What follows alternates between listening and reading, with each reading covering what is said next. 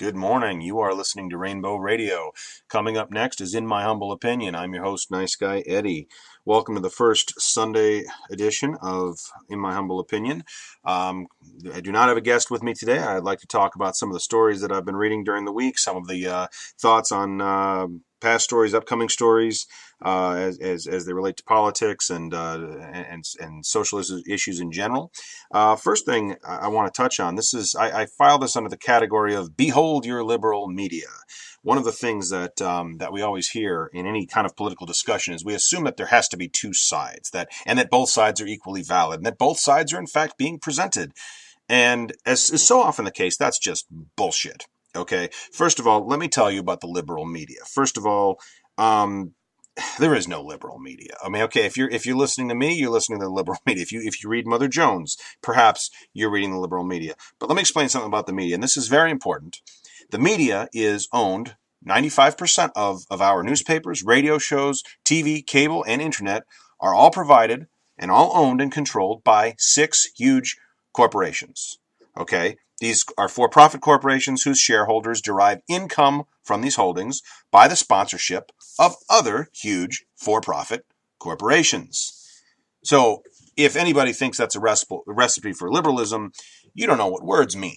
Okay, this is the reason that things like Fox News exist. It's basically so that the conservative can think they're being told the truth, and the moderate can assume that this is just the opposite side of a two-way argument. But the other side of the argument that's being presented is in fact not the liberal one, but merely the acceptable one, the corporate-approved one, the moderate one.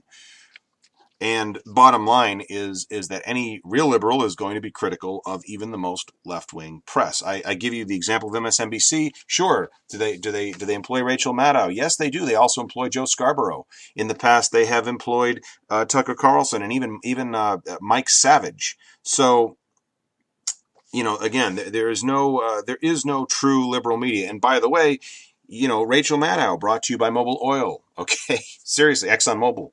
So seriously, there are things that the sponsors don't want you to hear about. We talk about obesity in terms of bad personal choices and not in terms of food system in any way that might affect, McDonald's or Kraft. Big sponsors, and that's where the money comes from. We don't talk about global warming the way we should because ExxonMobil is a big provider, and BP and Royal Dutch Shell are big providers of sponsorship money. So let's pretend for a moment that you're in charge of the world, and you have to somehow give a message to the public in a way that basically keeps most of the people happy and keeps any small groups from becoming too big of an upstart. Because the last thing people in power want is change. Change means that people in power might not be in power any longer. So what we're given by this quote-unquote idea of a liberal media is the sides that you hear a lot, well, both sides do it. We talk about one politician. I tend to talk about the Republican Party as being extremely hypocritical and dishonest and misleading, etc. And we're told both sides do it. And I'm not suggesting that both sides don't engage in politics, but they do it differently.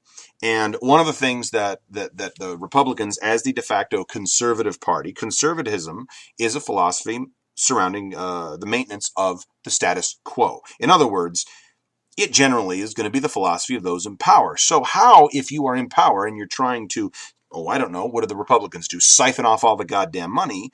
Well, how do you keep anybody from noticing that? How do you keep minority groups from rising up? How do you keep socially liberal groups from rising up? How do you keep unions from rising up? Well, there was an article recently. This was written by a gentleman named David Wong. It appeared in Cracked.com. Now, Cracked, just really briefly, is a comedy site, but unlike a lot of other comedy sites, it's not a parody site. They actually do their articles are surprisingly well researched and cited. When they make claims, there are generally links going back to the source material, so you can see where this information is coming from. But this was a great article that he pulled together recently. This was on the 9th. So this was a couple days back, but June 9th, 2015. 5 ways powerful people trick you into hating protesters. This is how you get the majority, who you are trying to keep in control, from hating and being suspicious of any upstart minority groups, any underdogs. This is how you trick people into hating underdogs. The first tactic is to wait for one of them to break a law and then only talk about that. Now, I don't care what you think about the coverage of the protests have been. I don't really care what you think about Baltimore or any of the other, or Michael Brown or Walter Scott or any of the stuff that's McKinney recently.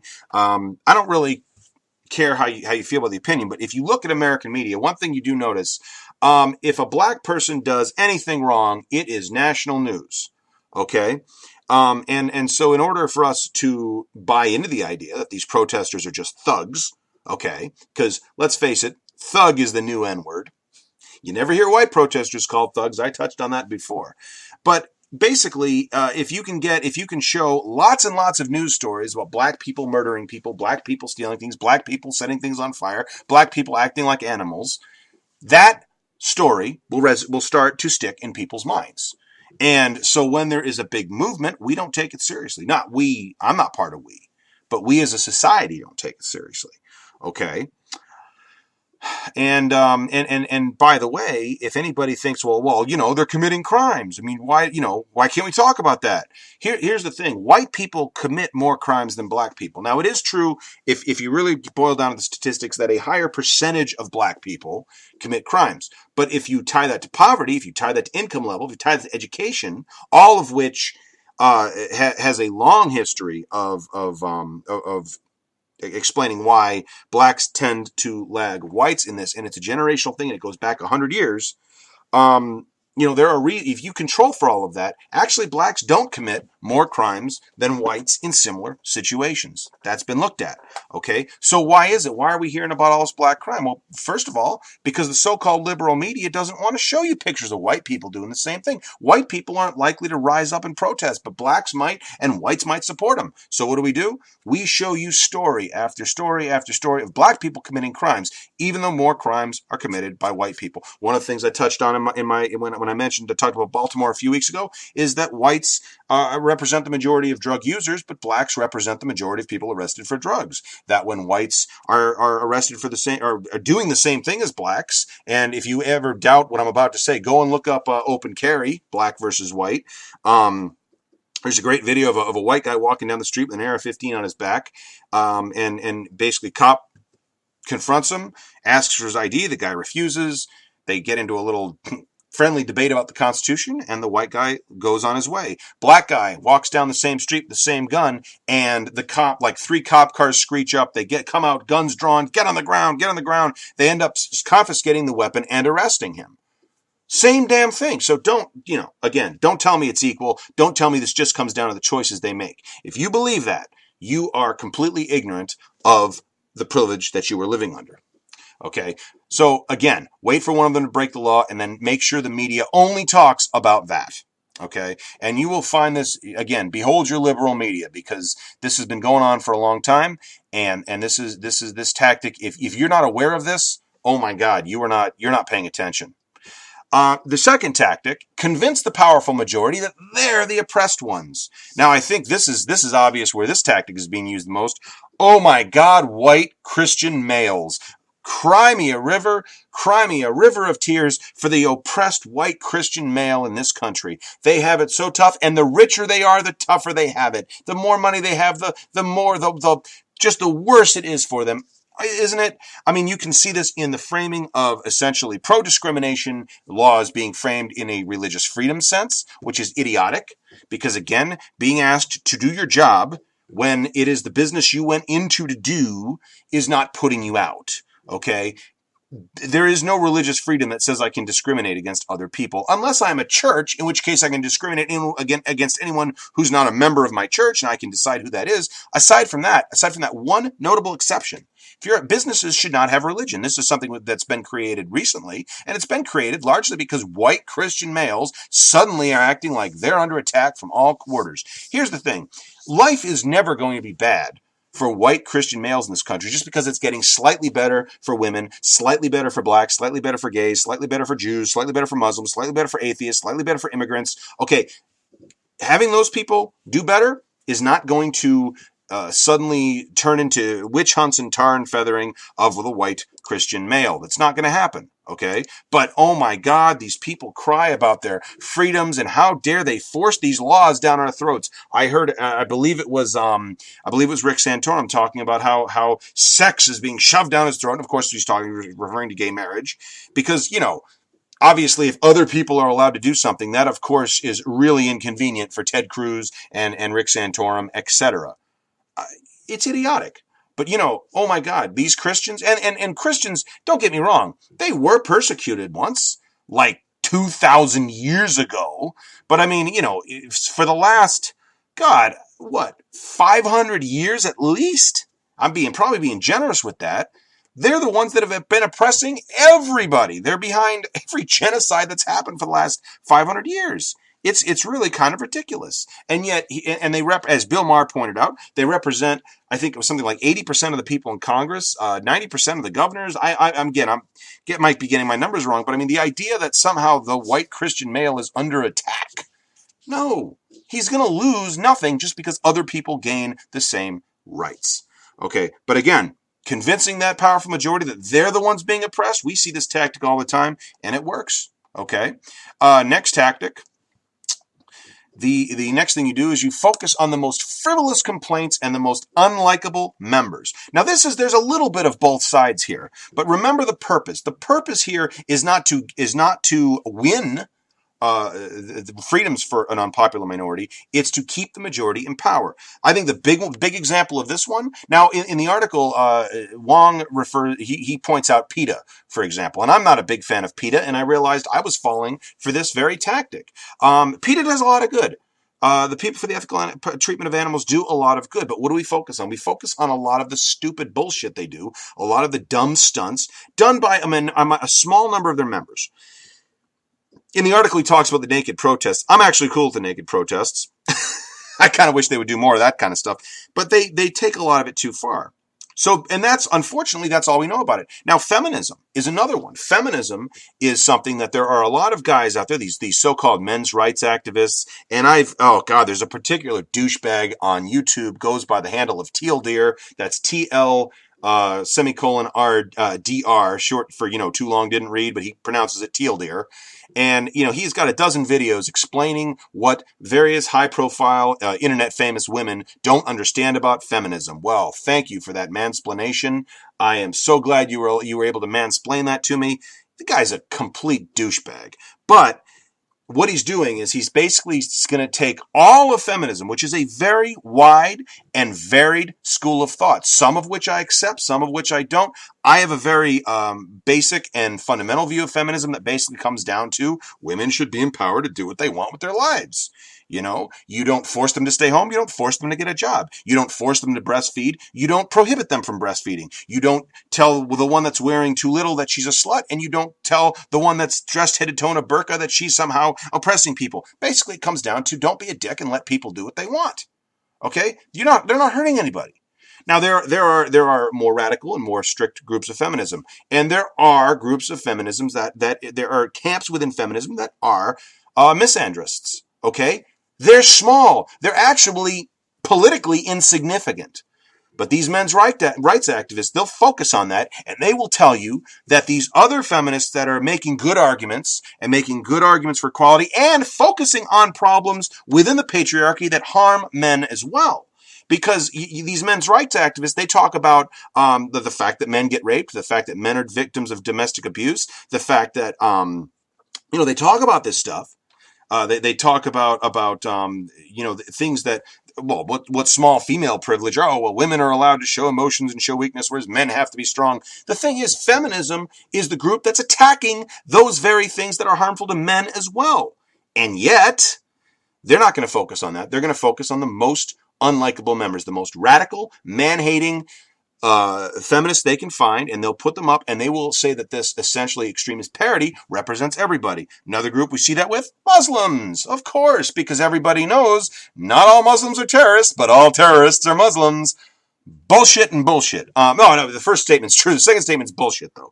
I mean, the fact of the matter is there are a billion Muslims in the world, and there's only been about, I think I counted it up one day, and I came out with just under 5,000 Americans that have been killed worldwide by Islamic terrorists since like 1970. Now, if the terrorists truly represented and were representative of the mainstream of a billion people, and they only have killed 3,000 in the last 40 years, well, they're not a threat because they must really, really suck at it. Okay? But the bottom line is no. The terrorists represent a very small percentage of Muslims in the world. Okay? And most Muslims are no different from anybody else, aside from the fact they use different brand names for their book and their profit. Okay. Now, the left, I will admit, we did do this with one group. We did do this because we took the Westboro Baptists and we used them to essentially show people how hateful Christians are in general. Now, I will admit that the Christians do have a little bit of a of a point there. However, I will point out, if you go back to the first couple of tactics and think about the next few I'm going to read, the fact is it wasn't like most of those Christians opposed what Westboro was doing. The mainline Christians were against gay rights. They were against same-sex marriage. The Southern Evangelical Baptist Christians that support the Republican Party were all for keeping it criminal and acted like their freedom was somehow being impinged upon when sodomy laws were struck down. Okay, by the Supreme Court. They're acting like whiny little bitches now that other people might be able to marry, as if that affects them in the least. Okay? But, if you were to ask me who do I think did the most for gay rights, I would say Fred Phelps. Believe it or not, I think Fred Phelps should be a gay rights icon, because what Fred Phelps did was to turn all of the moderates, turn everybody who wasn't a capital C pain in the ass Christian, basically the other 60% of the middle of the country, to turn them essentially against the opposition to gay rights. Because it doesn't really matter how you feel about gays. The Westboro Baptists were such assholes, nobody wanted to be compared to them. Now we took advantage of that. I will admit the left and the liberals and the gay rights advocates took advantage of that. And yes, we used Westboro, but we didn't create Westboro, and it wasn't exactly like they were not championing the same policies that Westboro was agitating for. The next tactic is to basically take two of those minority groups and turn them against one another and make them believe that only one can win. You see this when poor white people are basically drawn into the Republican Party by turning them against poor black people. The fact of the matter is anything that is going to help poor black people will help poor white people, but these groups are convinced that only one of them can win. Now, I think the whites have actually been more convinced of this. Okay, I see a lot more racism on the part of the whites than I do see on the part of the blacks. Okay, and I do see a lot of whining about being accused of being racist. But again, I've never heard a black person start a sentence by saying, "Well, I'm not racist, but white people do this." No, we know what they're talking about when they say white people do it, because it's getting to the point in this society where even white people are getting sick of white people's shit. Hey, this white people here is okay. But they have this idea that if the blacks get welfare, they're taking my tax money. No, they're not, you piece of trailer trash.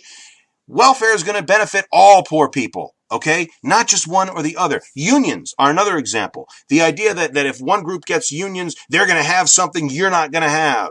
And we scare them. We scare them, and this leads into the next tactic, but we scare them. We've somehow gotten this through our heads. And I don't know when this happened. It has definitely happened during my lifetime, though, because I was still alive during where unions were still pretty strong influences, okay? I think maybe it started under Ronald Reagan, but I don't know when it went. At some point, we as a society, when we see somebody else have something that we don't have, rather than demand it for ourselves, our first instinct is to want to take it away from them. We see this with unions a lot. We talk about how the union members get this, and unions have this benefit, and you don't have that benefit. Why should they get that benefit? And our instinct is to hate unions. And that's the point. Again, I don't fall for this anymore.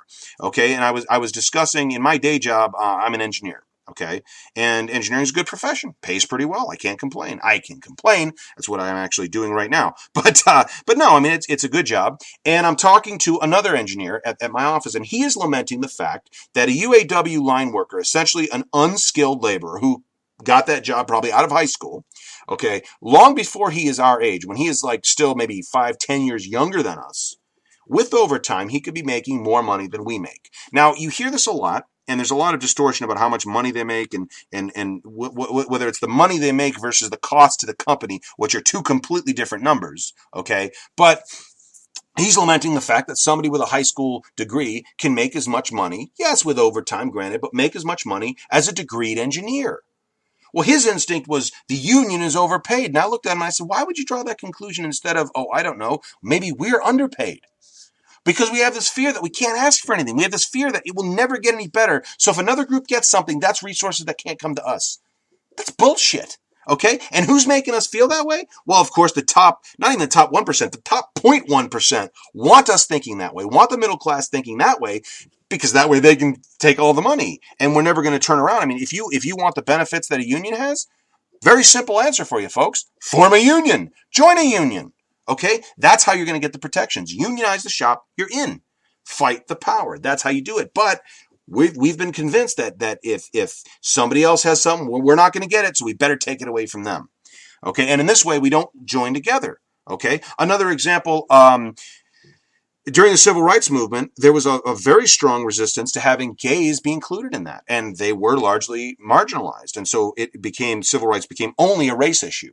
Okay, move forward about 10, 20, 30 years, and there is, and yeah, I might tick off some of my audience in pointing this out, but there's definitely some truth to what I'm about to say, that there's a lot of LGB folks that could give a damn about transgender people. Okay, I've seen this, and a lot of my transgender friends have seen this. One of them, in fact, actually said in a conversation I was having that she hates LGBs. I said, what? You hate LGBTs? She said, well, okay. I love people. I've never been an LGBT person that I haven't liked, that I've been against. But her lament was that the LGBT, a lot of the LGBT victories have come at the expense of excluding trans people. And so, again, what do you have? You have two marginalized groups that should be natural allies that are looking at each other and looking at each other with suspicion, thinking that a victory for one will somehow not be a victory for the other. And that door swings both ways. I don't necessarily think the trans community, I think they have a point. I do think that in the big picture, a victory for LGB, even at the expense of T, is going to move the conversation forward and is going to be a net benefit for all. However, I certainly can't blame anybody for getting sick and tired of being the bargaining chip that gets thrown off the table first thing in order to achieve that victory for somebody else, even if it does move the conversation forward. Finally, and this is the big one, and this is why I say this is ultimately why it's bullshit when people say, well, both sides do it, and that is the argument that basically any change will ruin the world. And this is the ultimate in Fox News nonsense, and right-wing AM talk radio nonsense. The any change will completely just bring the sky falling down. And this is where you exaggerate the shit out of everything and set it up as a false dilemma. So you're criticizing the police for excessive use of force? Well, let's see how you like it when the cops don't show up at all. Wait a minute, what? So basically, if I'm gonna want to improve a situation slightly, that means no cops. Well, that's a lot of bull. Oh, you got problems with the current economic system? You must be a communist. Now, I probably won't get into it in this broadcast, but I am a capitalist, but I'm not a religious capitalist. I think capitalism works best when it's heavily regulated, and I'm definitely a Keynesian when it comes to economic theory. Okay, and there's a lot wrong with conservative economic theory. In fact, there's almost nothing right with it. But we'll get into that at a later time. But it's this idea. Oh, you're worried about world pollution? You're worried about global warming? You must want to live in caves. So it's this idea, you set up these extremist, and this is the kind of arguments I get from conservatives. When I argue with a right-winger, particularly online, when people are 10 times as aggressive and about 1/10 as intelligent, they turn their brains off and crank up their emotions crazily. And I do the same thing. But this is the kind of argument I get, that, oh, I want to change one aspect of something that I think is excessive and I want to rein it in. Oh, that means I must want to just destroy the world. Really? But this message is what's given to us. This is why, there are many issues in which conservatives and liberals can find ways to reach the same conclusion from a slightly different angle, and we don't, largely because we are set against each other in this way that says that if we make any compromise to the other guy, he's going to win everything. And even the smallest changes means the world ends. So, and it's again, you see the argument with gay marriage. They can't just talk about the fact that, well, here are some people that want the same rights and protections that everybody else has. They talk about it like redefining marriage. Did Jackie Robinson redefine baseball when they broke the color barrier? I don't think so. If baseball got a little more interesting, there were a little more stolen bases, it got a little more dynamic, but it didn't change the definition of it. It just allowed another group of people to participate in it. If they had women play in the major leagues, I mean, okay, provided that the woman could compete, and there have been some female pitchers. Usually it's pitchers, but the one that comes to mind was Yoshi Ishida, I believe her name was. I'm sorry, Erin Yoshida. Erin Yoshida comes to mind. But, again, if she were to be in the majors, it wouldn't change baseball. She'd have to play the same game as everybody else. And that's what the LGBT community wants. They want the same rights. But no, that requires, oh my God, that will just destroy everything. And it sounds absurd, but the scary part is it convinces a lot of people. Okay, so those are the 5 tactics, and be aware of these. Be aware of these in the media. Again, wait for a member of a group to commit a crime and then focus only on that. Convince the majority that they are the oppressed. Focus on frivolous complaints of the most unlikable members. Set 2 groups against each other and convince only one can win, and convince everybody that any change will ruin the world. Now, the thing is, I've talked about that this is not a both sides do it thing. I'm not suggesting that liberals don't have their propagandic strategies, but they're different. These are not what you would do. If you wanted to change the world for the better, you generally would not use these tactics. These are tactics to maintain the status quo for the most part. That's what they do best, and that's why this is something only conservatives do. Okay, to bring liberalism about would require a very different approach. And again, this is the media is just lousy with this kind of stuff. So be very careful. I keep these in mind when you're thinking about how you argue something, when you see it being presented, and ask yourself how often, if we assume these are conservative tactics, and they are inherently conservative tactics, yeah, behold your liberal media. Moving on a little bit, and kind of along the same lines, I do want to say something about the upcoming Supreme Court decision before it's actually announced, because I've asked a couple of guests. I actually did an interview earlier this week that will not air until the 23rd, I believe, and it's possible that by then the decision will have already been announced. And I was asking my guests to prognosticate upon it. So it'll sound kind of silly if I'm still talking about this when it's actually in the past. So before it's announced, I do want to say a couple of things.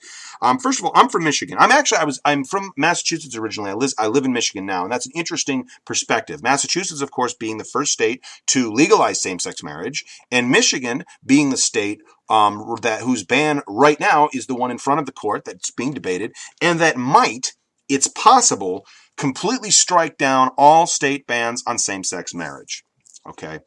And the funny thing is, I've been reading a lot lately. Apparently there's a couple in Utah who will divorce if same-sex marriage goes through. Okay, knock yourselves out. I don't understand why anybody's supposed to give a shit about that, but that somehow hit my news feed this morning. You have Glenn Beck saying that 10,000 pastors will kill themselves. Well, I didn't really need another reason to support same-sex marriage, but okay. Anyway, it's Michigan's ban that's in front of the court right now, and I've actually been following this, I would say, relatively closely. I liked reading a little bit about the articles and about the questions the justices were asking. And one of the things I noticed right up front, Michigan's argument is completely idiotic. Okay, and we talk a little bit about this. I get into a very little bit of this with my guest this coming Tuesday. But the argument from Michigan was ridiculous. I mean, I don't even believe there is a good reason not to allow same-sex marriage, and I'm pretty sure I could have come up with a better argument than this professional lawyer managed to. Okay, it was idiotic. Now, understand how these things work. To keep a law in place that essentially people are saying violates their freedom or their liberty or their rights, and this does. Okay, there's no argument about that. It is, people's rights are being violated. The state has to demonstrate a compelling interest. This is generally how they're going to defend things like, oh, I don't know, warrantless wiretapping. They say the compelling state interest is national security. I think that's an excuse that's vastly overrated and overused, but that's the compelling state interest. The compelling state interest in this case that Michigan brought up was that it is good for a state to have, or a society to have, a growing population. What? Well, we want to have a growing population, and gay people don't procreate, so they shouldn't be married, and that way we'll have a growing population. And the justices just tore this apart, but it's idiotic on its face. I mean, think about it. In what world does this guy live in that people have to be married to have kids, and have to have kids to be married? I mean, these things are not connected to one another. It's nice that, you know, if a child's parents are married, but certainly it's not required by law. We always celebrate when married people have kids, whether they were planned or not. We always celebrate that. But not all married people have kids. These two things are not required for one another. There's literally no connection between these other than this arbitrary, and certainly there's no interest from the state's point of view, because, again, it is not illegal to be married and not have kids. It is not illegal to have kids and not be married. And there's a good portion of society that says we should help those folks out a bit, for economic reasons and for the sake of the children. So it's an idiotic argument on its face. But it was taken a step further. I believe it was either Kagan or Sotomayor, but I might be mistaken about that, asked the lawyer from Michigan if Michigan, when the state issued a marriage license, did they ask people if they plan to have children before issuing them the license? And of course, the guy said no, because they don't. But I mean, he fumbled with it. He's like, I don't. Well, no. I mean, that would be incredibly invasive. Gee, you think? Especially seeing as how they're not required to have children to get married in the first place. So, I mean, it's, aside from it just being complete bullshit, this compelling state interest has so little value that they don't even bother asking you a simple question, nor do they require the right answer. So it's not a compelling state interest by definition. They don't even bother to check. So how compelling can this interest be? And this is why, I mean, it's not even a question of if they're going to rule in favor. They're going to rule in favor, okay? And I do sympathize a little bit with the position this guy was in, because they've already struck down arguments to tradition. They've already struck down arguments based on religion. They've already struck down arguments based on what's better for the children and stuff. I mean, these have all been heard. So he didn't have much left to come up with, but he I don't even think he tried. Honestly, I almost half suspect that he just as soon didn't want to even argue it and came up with this nonsense. If this is what he thought was a good argument, he should find another line of work. I'll never hire this guy to argue my case if he actually thought he was doing a good job. But it was never really a question on if this was going to be in favor. I mean, let's face it, Justices Breyer, Ginsburg, Sotomayor, and Kagan, we already know how they were going to vote. They tend to vote in a block, and they tend to vote on partisan issues. They tend to vote in the liberal camp. Okay, Justice Kennedy is a conservative, but he's also a swing vote to an extent, not to the extent that Sandra Day O'Connor classically was, but, he's a guy who does cross lines frequently enough, and in the past, he has always been very supportive of gay rights and the LGBT movement in general. So, again, you have the 5 votes right there. The only real question in terms of predictions is, do they take a bold swipe at it and strike everything down, or do they leave the door open so that states can continue to pass laws and continue to argue this nonsense? Okay. Now, my and that's my prediction. Actually, I am gonna say that they're gonna make a ruling. It's gonna close the door in many states, but I believe there will still be some states that leave the door open and that will still fight for it. Okay, I don't think this will be the final nail in the coffin, although I am hopeful. One thing, I do want to make a bold prediction, though. I will put $1 in the envelope right now. It says this is not going to be a 5-4 decision in favor of the liberals. This is going to be a 6-3 decision. I'm going to make a bold prediction right now and bet $1, and I don't know who's going to get the dollar if I lose, but I'm going to bet that Justice Roberts, Chief Justice Roberts, actually crosses lines, breaks ranks with the conservatives, and votes with the liberals on this one. And the reason I say that, it has nothing to do with his history on LGBT issues, but he asked a question during the proceedings that it was very interesting, and it's a point that I've made before. Okay, he asked basically, if the state's whole argument here was based on the fact that you needed to require people to be a certain gender to enter this contract. Because that's what marriage is. It's a contract. It's not a merging of spiritual this and that's. It's not a mystical, religious, magical, spiritual, next worldly, soul related. The government doesn't give a shit about any of that. It's a simple legal contract whereby two people essentially form the civilians' version of a corporation. They will jointly own property. They will make medical decisions for one another. They will legally be viewed as one entity, et cetera, et cetera, et cetera, and they will get the rights, privileges, and obligations that go along with that. It's a simple legal contract. The government doesn't care about the spiritual aspects of it because I'm not required. Atheists can get married. I don't need to be married in a church. I can just go see a judge, say, I want to be married. Here's my marriage license. Done. It's codified and we're done. Boom. You know, there doesn't need to be any magical, mystical, spiritual, anything involved. So he said, so is it basically you're just saying that the people have to be a certain gender? And when Michigan's lawyer said yes, he said, well, then tell me why this isn't a simple case of sex discrimination. Ding, ding, ding. Very well done, Chief Justice Roberts. You stumbled upon something I've been arguing for years, which recognizes that ever since women have stopped being viewed as property and could actually own property of their own and run businesses and get credit cards and not have to be, co-signed for by a man, there are no legal contracts left anywhere in American business law, anywhere in American contract law. That require you to be of a certain gender or require the person you're entering that contract with to be of a certain gender. In fact, any legal contract other than the marriage contract, it would be expressly illegal to require that the person entering be a male, be a female. It would be illegal to do that. So why on earth, how do you justify leaving the marriage contract open? Now, if this were strictly a religious ceremony, you could do that, but it isn't. The government doesn't care about the religious aspect of it. No religion is required to get married. That's a legal fact and always has been the case. Okay?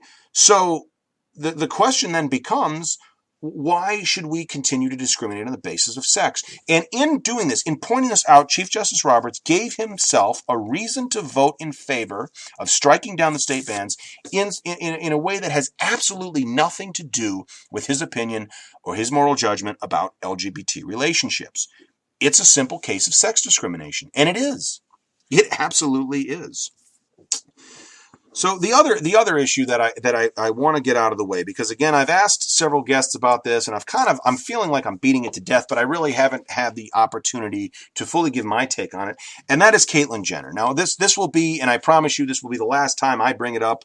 I won't discuss this with if you hear me talk about it, it's because we've already recorded the interviews and so this will come up with a few more guests, but I'm going to say my last bit on this, and then I'm going to essentially let this go and let other people tell the story.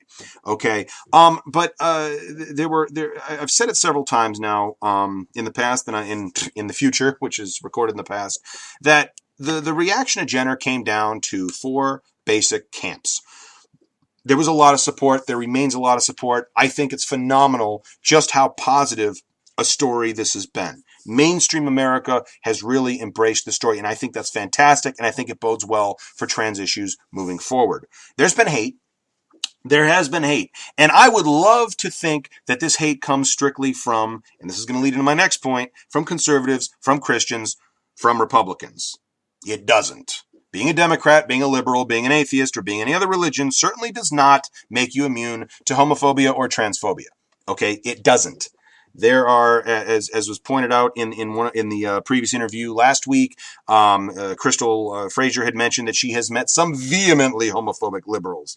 There's a YouTuber that I admire, an activist by the name of Zinnia Jones. She has a video about transphobia within the atheist community. Okay, and bottom line is, I know a lot of blue-collar Democrats that I would butt heads with on LGBT issues.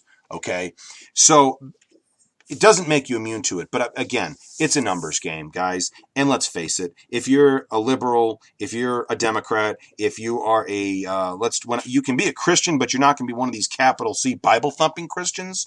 You're going to be more favorable to LGBT rights. Let's just face it, okay? And you're going to be more open to trans people also. Caitlyn Jenner came out as a conservative Christian Republican. Now, I know conservatives who are okay with LGBT people. I know Christians who are okay with it, and I know Republicans who are okay with it. But I do not know anybody identifying as a conservative Christian Republican that has anything but hatred for LGBT people and trans people in particular. And we're seeing this. You see this a lot online. If you read comment sections, I really hope you have a strong stomach and thick skin, and you don't get stressed out too easily, because there's a lot of hate out there. And not just, I'm not just talking about from citizens. There's been so many preachers.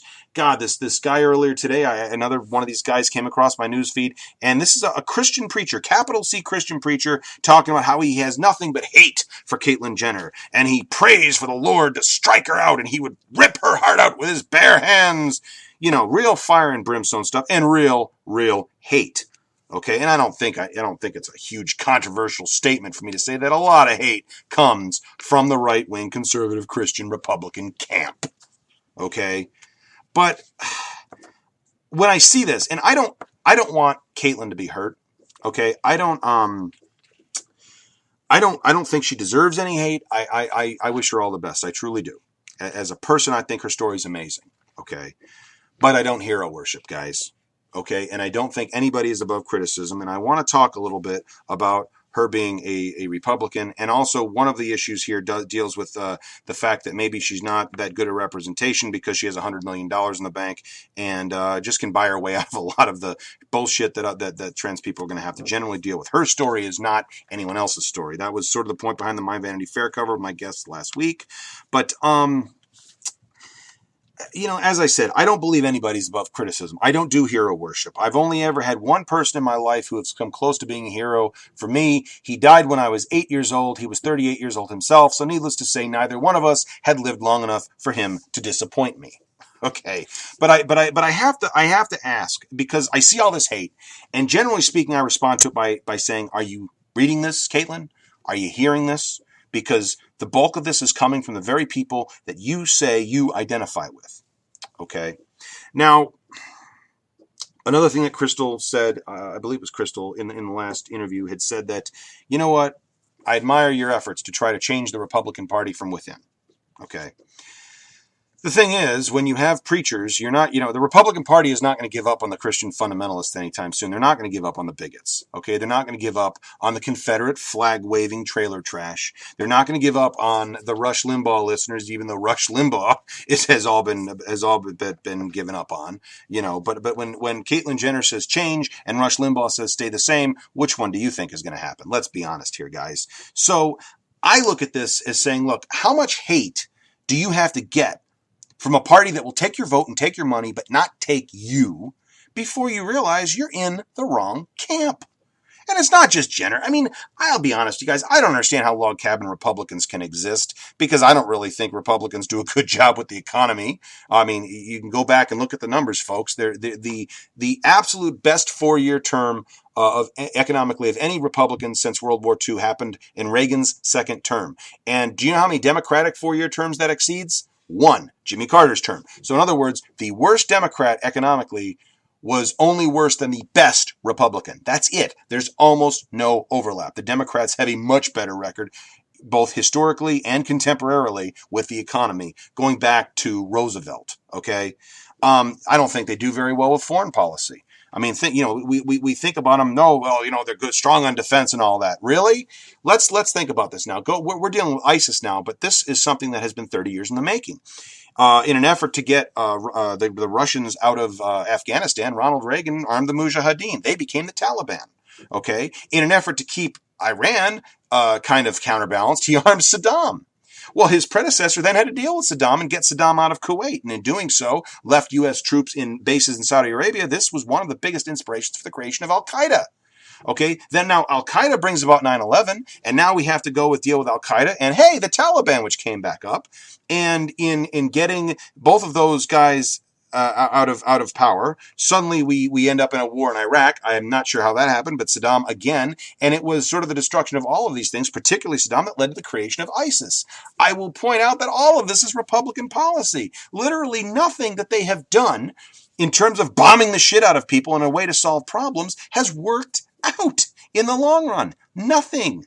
So again, I don't see anything positive on the right. But somehow you've got people like Jenner, people like the log cabin Republicans, who will say, well, I mean, not only do they do, from my point of view, not only do the Republicans do the economy wrong and do foreign policy wrong, but they hate these very people that are trying to identify with them. And I don't get it. I don't get it, folks. Personally, my take on it is that Caitlyn Jenner is incredibly naive. And maybe this is where the $100 million comes in, folks. Maybe this is why she's been in a bubble for so long. The reality TV, the Kardashians, the fame, the celebrity, the wealth. Maybe she's just out of touch. She has no idea what she is supporting. Okay? Maybe she's naive. But this is a level of naivety that reaches stupid fool levels. Okay? Now, I'll stop there. I think naivety is probably it. I generally live by the maxim of don't ascribe to malice that which is explained by stupidity. But there was another alternate explanation that was offered to me. This was offered by somebody who would wear the fact that they are far more jaded and cynical than I am as a badge of honor. The guest in my very first program, Dana Gaz. I was reading something that she was writing online, and she pointed out something, and I don't doubt the veracity of this statement, but I question the conclusion, but I think it's a fair one to point out as an alternative to Jenner is naive to the point of being a stupid fool. There's an alternative. She has $100 million in the bank. Okay? Any anti-trans legislation is not going to affect her. Any healthcare legislation is not going to affect her. $100 million is a fucking genie. You can buy whatever you need, whatever you want. You're going to buy your way out of whatever the government's trying to do to you. Okay? She doesn't need a job. So discrimination laws aren't going to affect her one way or another. Basically, none of the things that are important to every other trans person is even going to be a blip on Jenner's radar. But that top tier marginal tax rate that the Democrats would like to raise and the Republicans want to cut or eliminate or keep still, whatever, that matters to Jenner a lot. That matters to anybody with that kind of money a lot. But that is a very, very cynical explanation, because what it means is that getting everybody else the recognition and respect and dignity that Jenner wants, and I say deserves, is somehow not as important to her as keeping $100 million in the bank instead of $95 million in the bank. Well, that's not stupid fool now. That's greedy hypocrite. Now, I don't want to suddenly, this isn't my Rush Limbaugh, Sandra Fluck is a slut moment. I don't believe Jenner's a greedy hypocrite, but it is a possible explanation for this whole thing. Personally, I think Jenner is just naive. Okay, and I think that eventually there will be enough hate that she will begin to understand that this just isn't going to happen, and she's in the wrong camp. She can be a Christian and be a Democrat. She can be a Christian and be a liberal. Bottom line, I don't really know how you can be a Christian and not be a liberal. Okay, unless you're a bigot, which Jenner clearly, I don't believe is. I don't know. I know bigoted liberals. I know bigoted Democrats. I don't know too many bigoted trans people. Kind of an oppressed group to still hold on to any kind of bigotry. So, again, I'm hopeful that she changes her mind. I'd love to see her over on my camp because, again, I have nothing against Jenner personally, but I had to put all that out there, and I've been really looking for an opportunity to really lay that out. Again, like I said, guys, I don't hero worship, and although she's admirable, she's brave, she's graceful, she has been so giving of herself and of her story and sharing that experience, and she's doing a great job in moving the conversation forward. And I think anyone who's been listening to my show, and certainly anybody who's read my blogs, sees the kinds of people that I bring on. Yes, I'm a strong supporter of LGBT rights, obviously, but I have a particular focus on transgender issues because I think LGBT rights we're winning a lot of victories here. This is great. I think it's great. And I think that while, as Megan Gedris a couple weeks ago pointed out, there's more than just the marriage thing going on. The conversation does need to continue, but these victories are being won, and the boulder is rolling, and the momentum is building. And really, if you look at the swift and strong backlash against the so-called religious freedom bill in Indiana, which, let's face it, was just hey, let's discriminate against the gays bill. I don't care how much verbal diarrhea these politicians want to wrap it up in. It was a discrimination bill, not a freedom bill. When you look at the public backlash to that, again, this is very encouraging. Mainstream America and corporate America have begun to realize that LGBT issues are positive selves. They're winning issues. They're saleable issues, marketable issues even. So this is basically every fight from this point forward on gay rights is an inevitable victory. Yes, it will have to be fought. Yes, people will still battle against it. Yes, it's going to be a slow slog, but it's going to be forward, forward, forward. I don't think I can say that yet for trans people. Right now, in terms of looking at this as civil rights, gay rights is in 1964 right now. We're right there. We're signing the most significant legislation is coming. It's within a year. And yes, it won't get rid of homophobia. It won't get rid of discrimination, but it'll be the single biggest victory, and it'll be huge. Okay, and I think that is coming, and that is inevitable. I think for trans people, it's more like 1947. Jackie Robinson broke the color barrier, but we're a long way from getting rid of segregation and discrimination, etc. Okay, they're still going to be disenfranchised, and they're disenfranchised even by the LGBT group. I hope that once these LGBT victories are won, that suddenly that doesn't just become tea all by itself. Okay, if it does, guys, I'll still be standing with you. Okay. Transgender people, I will still be arguing for your rights, but I do hope that I'm not doing it alone. I do hope I'm doing it with the entire community by my side.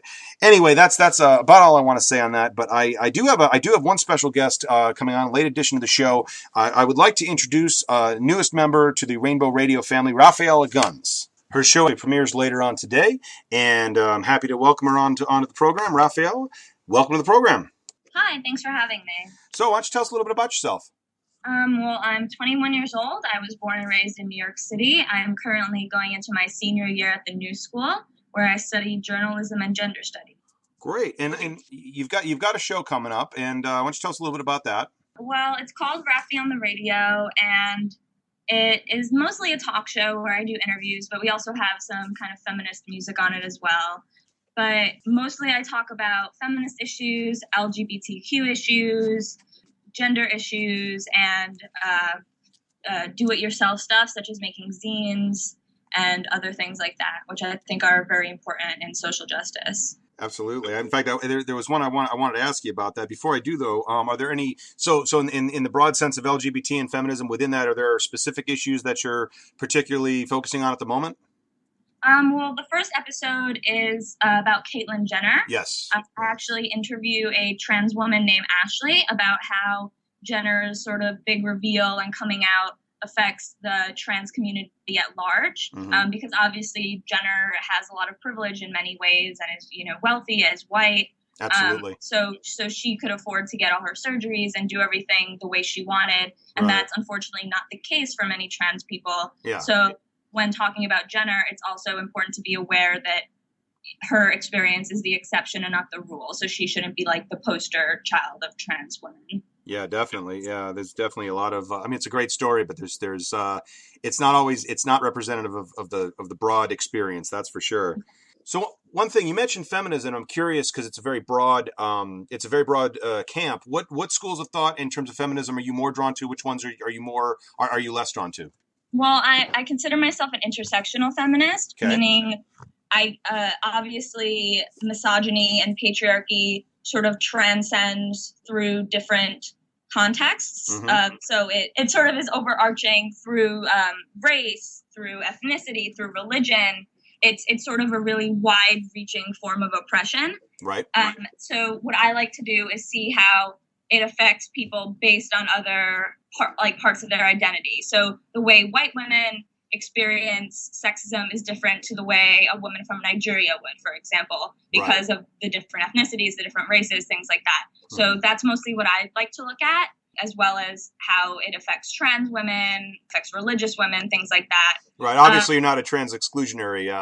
No, not at all. That's actually a group I shy away from, the TERFs, or as they like to be called, gender critical feminists. TERFs. They're TERFs.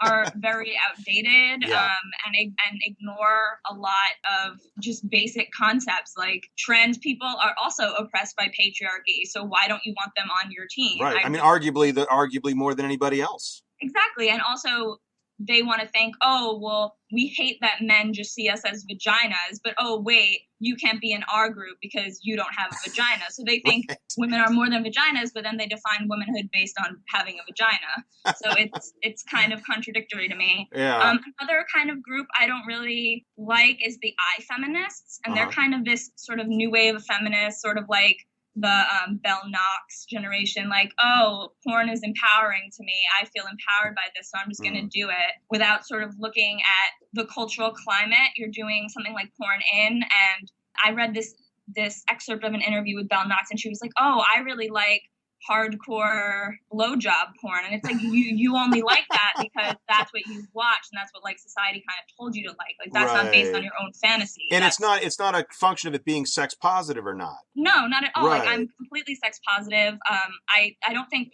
porn is inherently bad. I don't condemn sex work. I just think the current situation in which sex work is run is bad, and it's harmful for women. Right. Oh no. Well, I mean, it goes back to do you want it to be underground because so much of it is kind of like you say a taboo, or do you want to have it out in the open but regulated and with protections and with representation? And I absolutely think out in the open, regulated. I believe in harm reduction. Mm-hmm. I think that you know, a lot of the time there's a reason that these women might feel that they need to be prostitutes or be in porn for financial reasons, to support their family. Maybe they're immigrants. They have no other means of providing for themselves and their families. And opportunities. I mean, again, like you say, immigrants, or even, Dana Gass in the very first program I did mentioned how sex work is one of the most reliable professions in terms of trans people because of discrimination, because of the stigma. But I just think, they should get healthcare, and absolutely. It should be regulated. So as for harm reduction, sex workers can be registered, unionized, they get the health care they need, the sex protection they need, they have access to condoms, birth control, things of that nature. Right. As harm reduction. So if they're doing it for whatever reason, we don't need to know their reasoning, but as long as they're doing it safely and doing as little damage to themselves and other people as possible. Right. So now you mentioned the magazine, and I did come across something that you had started, I believe, fairly recently, and that's Pixie Corn. Yes, Pixie Corn is my zine, my feminism zine. It's kind of inspired by the Riot Girl movement of the 90s. Mm-hmm. So it combines feminist topics. I write some of the stuff myself. I also have people submit whatever they can, whether it be a rant, a story, a comic strip, a poem.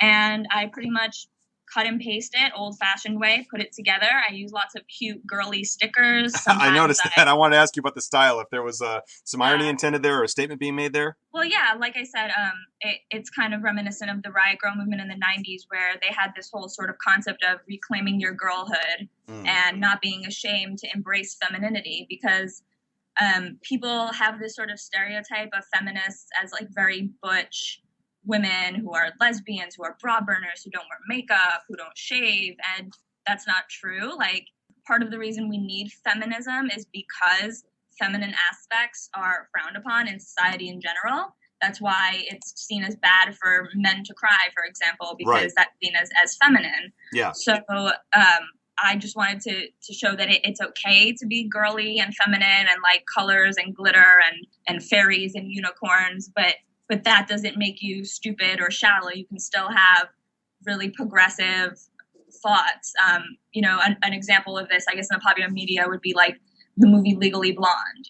Like she was right. like very girly, what people would consider like a bimbo type, but she got into Harvard Law like a piece of cake and did very well there. So it's just we need to break the stereotype that embracing your femininity means that you're stupid or, you aren't competent in other ways. Right. It's funny you bring up that example too, because when I saw it, and I mean, don't get me wrong, I'm not saying it's Kurosawa or anything, but there's a lot more depth to that movie. There's a message in that movie that I think if you just see the blonde girl and the chihuahua and the pink outfit, you're not necessarily going to take it very seriously, but there's some strong messages in that movie. It's an interesting example. Absolutely. Very underrated. People, people seem to define your entire personality based on your sort of aesthetic and the things you like to wear or how you decorate things. And that's absolutely ridiculous. Just because you like glitter and colors doesn't mean you're stupid or ignorant.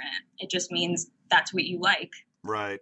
I tend to wear a lot of black because I'm really lousy at picking out anything else. So practical. So wait, where will people find this Pixie Corn? Because it's online mainly, right? Yeah, it's on my okay. website on ellagunz.com. There's a link in the sidebar, the navigation to Pixie Corn. And that's ELLAGUNZ? Yeah, ELLAGUNZ.com. Okay. And if you're in the New York City area, I will be printing out a small amount and I will be distributing them at my school, the new school. Mm-hmm. Or if you're interested, I can mail you a copy if anyone listening is interested in getting a copy of the second issue. And how should they contact you for that? You can email me at r.gunz, Gunz, at AOL.com, and I will be happy to mail you an issue once I get them all printed out. And is that also the address for any kind of submissions or things of that nature? Yep, you can submit anything that you want for consideration, any questions for my web show, anything to that address. Awesome. So now before the program, we were talking and you mentioned a Facebook group. Why don't you tell us a little bit about that? So I am an admin of and the sort of creator of this Facebook group called Fantastic Feminism. Mm-hmm. So if you're a Facebook user and you're interested, definitely check it out.